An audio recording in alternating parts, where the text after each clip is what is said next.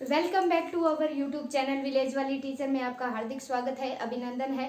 तो चलिए आज हम पढ़ने वाले हैं यूरी ब्रॉन ब्रेनर का पारिस्थितिक तंत्र का सिद्धांत, जिसे इकोलॉजिकल सिस्टम भी बोला जाता है।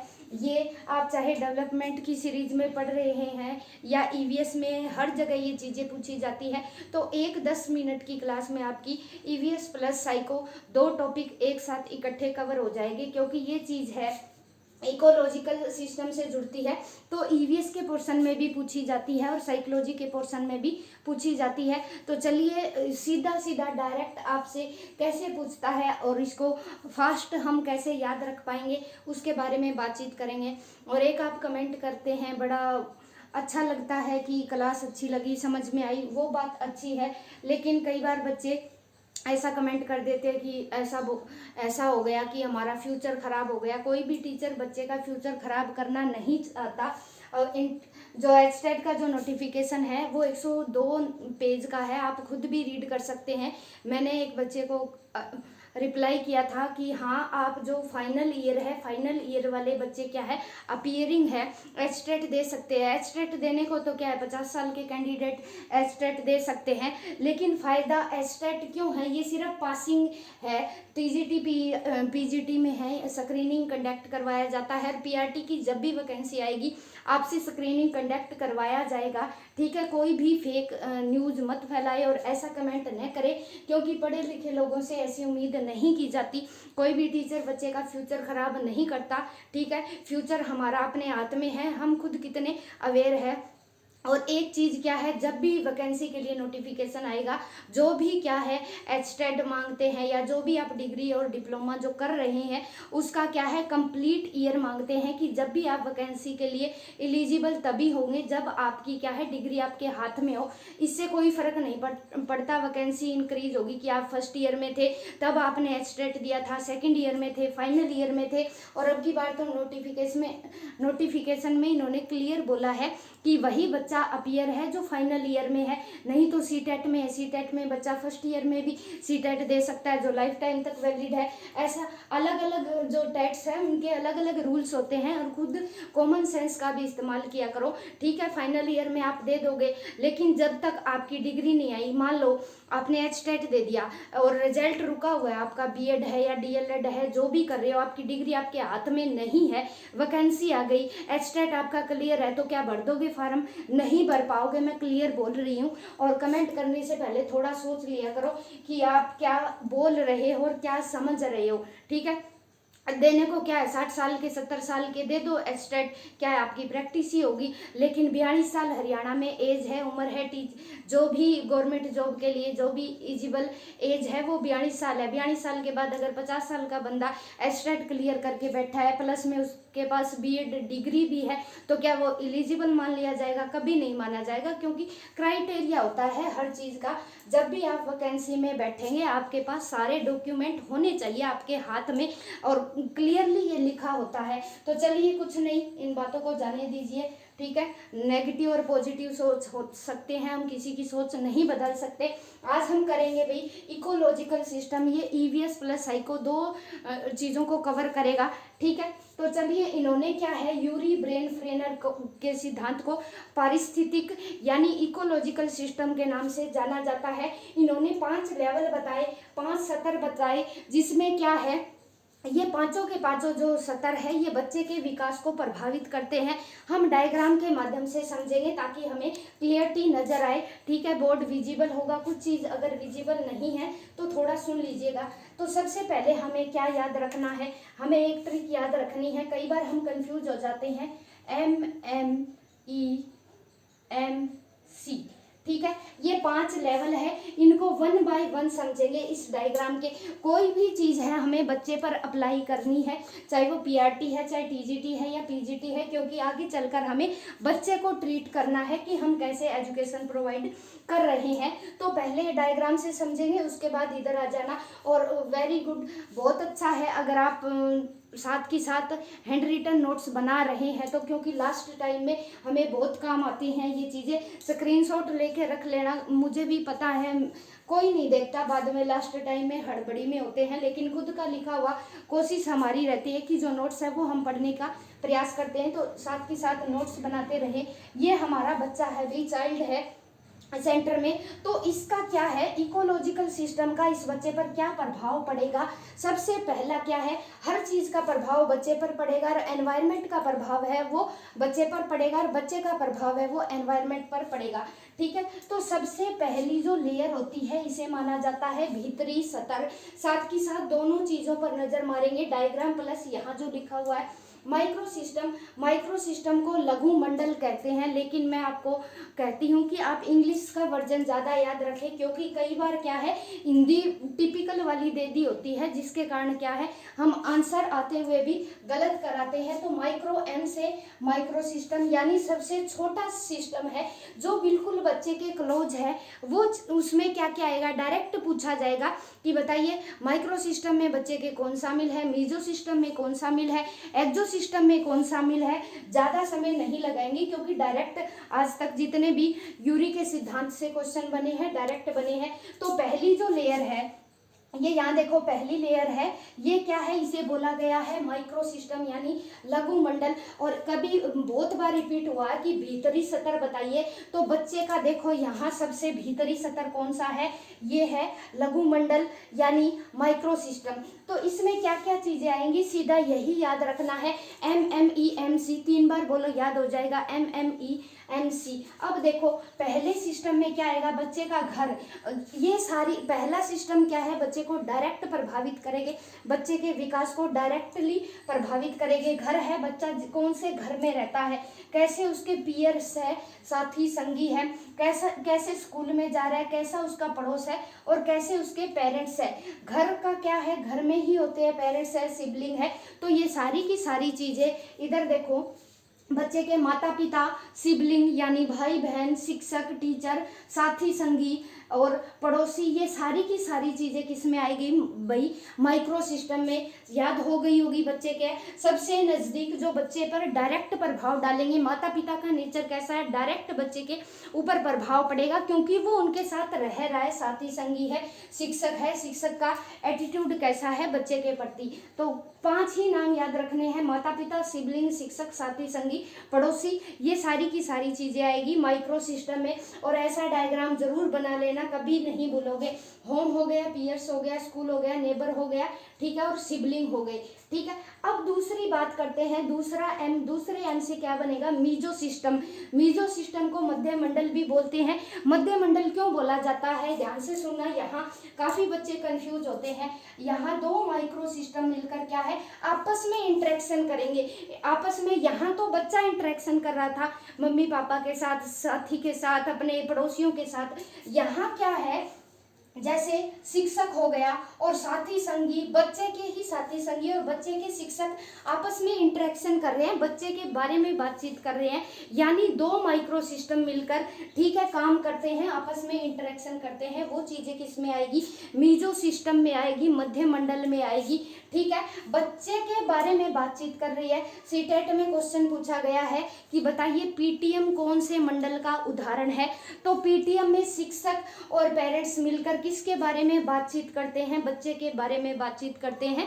तो पीटीएम किसका हिस्सा होगा, यहाँ मीजो सिस्टम का। जब भी 2 छोटे छोटे मंडल, शिक्षक है, साथी है, दोस्त टीचर बात कर रहे हैं बच्चे के बारे में, या माता पिता टीचर बात कर रहे हैं बच्चे के बारे में, तो वो चीजें क्या है, किस में आएगी, मीजो सिस्टम में। मध्य यानी एक कड़ी के रूप में काम किया जा रहा है, एक कड़ी के रूप में काम कर रही है 2 चीज मिलकर। ठीक है, 2 चीज मिलकर एक चीज बना रही है, वो कहलाएगी मीजो सिस्टम यानी मध्य के आपस में। अब पीटीएम मीटिंग क्यों की जाती है, ताकि पेरेंट्स को अवेयर किया जा सके कि आपका बच्चा इंटेलिजेंट है या ये है, इस फील्ड में ज़्यादा अच्छा कर सकता है। डायरेक्ट इन्वॉल्व नहीं है बच्चा, लेकिन बातचीत बच्चे के बारे में की जा रही है। मैं उम्मीद करती हूँ कि आपको समझ में आया होगा। इंटरेक्शन करते हैं। और पीटीएम का खास ध्यान रखें, पीटीएम एक कीवर्ड पकड़ लो, पीटीएम है, ठीक है, शिक्षक और क्या है, माता पिता मिलकर बच्चे के बारे में बातचीत करते हैं और वो किस में आएंगे, मीजो सिस्टम में आएंगे। नंबर 3 क्या है, एक्सो सिस्टम। एक्सो सिस्टम यानी बच्चे के बाहर का मंडल है, बच्चे का उस चीज से कोई लेना देना नहीं है, लेकिन फिर भी वो चीजें बालक के डेवलपमेंट को प्रभावित करेगी। जैसे फॉर एग्जाम्पल यहाँ देख लो पहले, सोशल सेटिंग्स।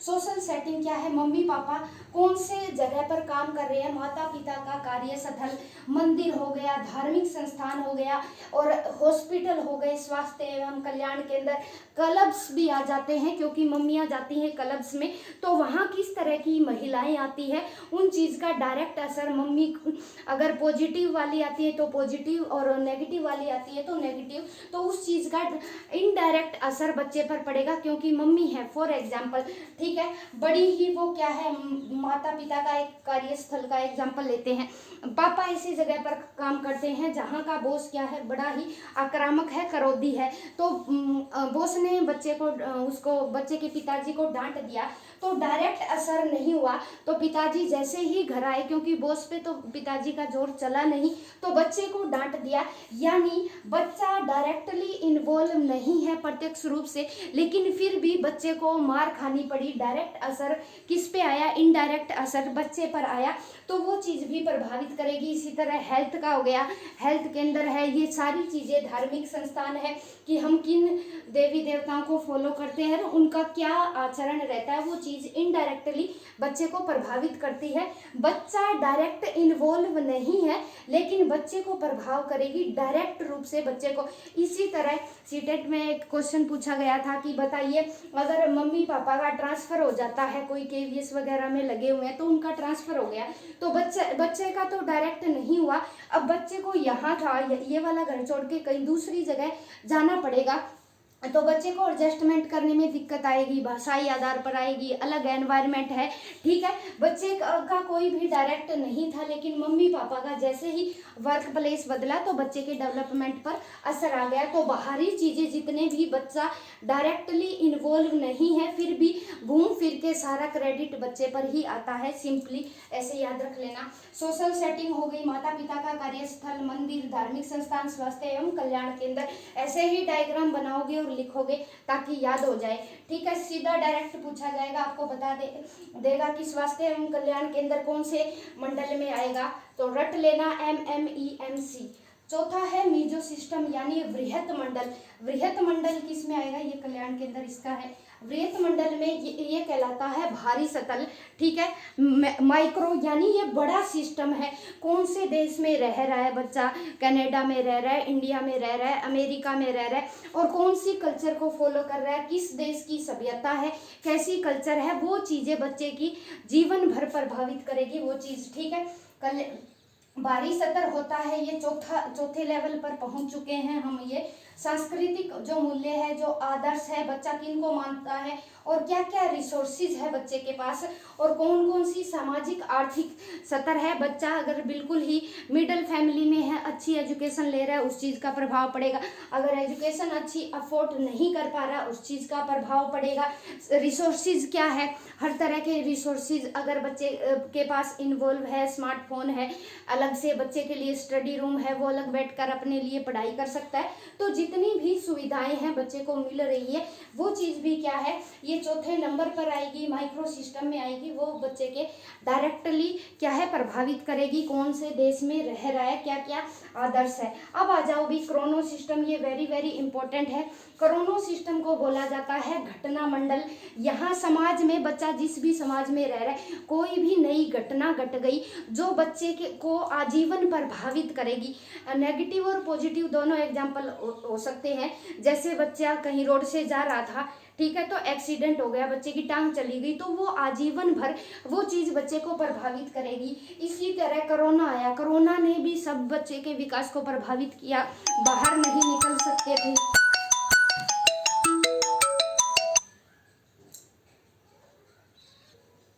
तो उसी तरह, सॉरी, ठीक है, एरोप्लेन मोड लगाना भूल गई थी, थोड़ा सा मैनेज कर लेना।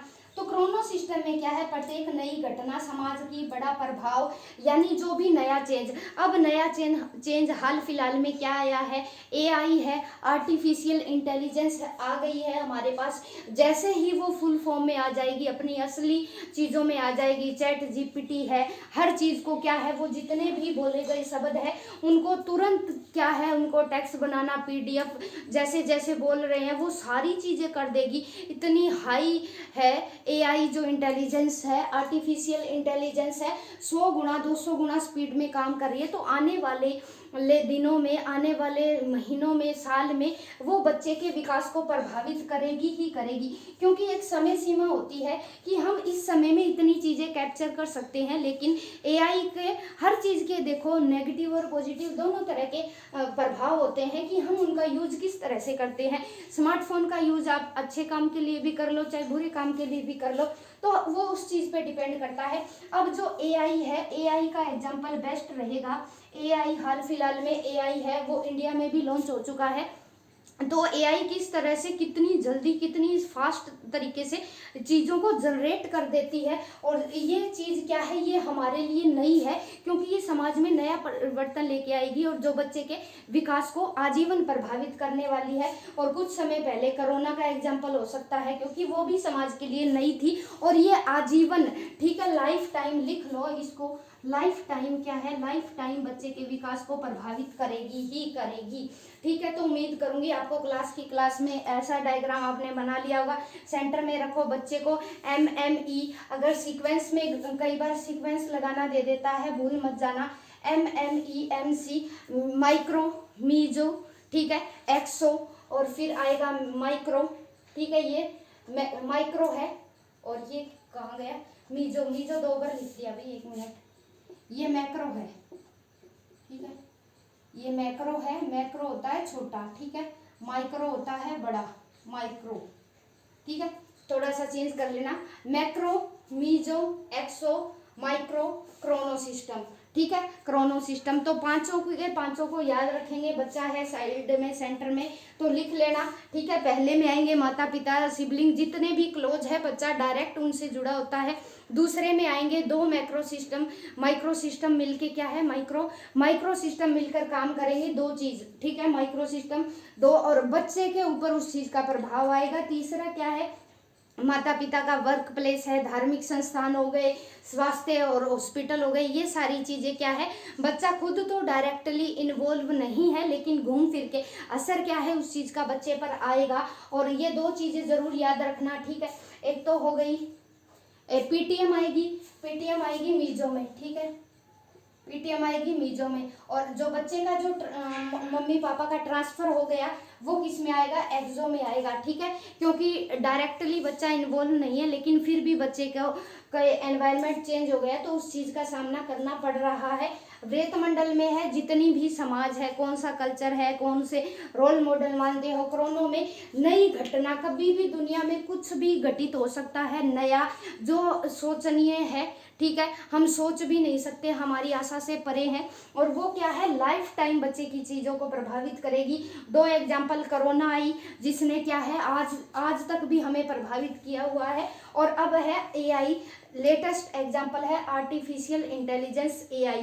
तो मैं उम्मीद करूंगी आपको ये चीज़ें समझ में आई होगी, और एक प्यारा सा कमेंट जरूर लिख देना कि आज की वीडियो कैसी लगी। Bye bye, have a nice day guys, मिलते हैं इसी तरह, ठीक है। हाँ, एक लाइन रह गई, जो ये सिद्धांत है ये बालक में होने वाले परिवर्तनों में समाज का प्रभाव स्पष्ट करता है, यानी बालक में जो चेंज आए उसका क्या है, समाज का प्रभाव स्पष्ट किया उसने, ठीक है, कि सोसाइटी का प्रभाव बच्चे के विकास पर किस तरह से पड़ा, कौन सी सोसाइटी थी, कौन से घर में था, वर्क प्लेस की क्या भूमिका रही, देश की कल्चर और सभ्यता की क्या भूमिका रही। तो पूछा जा सकता है यह सिद्धांत बालक में किस तरह के चेंजेस आए, परिवर्तन में समाज का प्रभाव स्पष्ट किया इसने, यानी कौन से समाज में रह रहा था बच्चा और किस तरह के इसमें चेंजेस आए। तो बाय बाय, मिलेंगे कल विकास की अवस्थाओं के साथ। स्क्रीनशॉट लेना चाहे तो ले सकते हैं आप, विजिबल होगी वीडियो।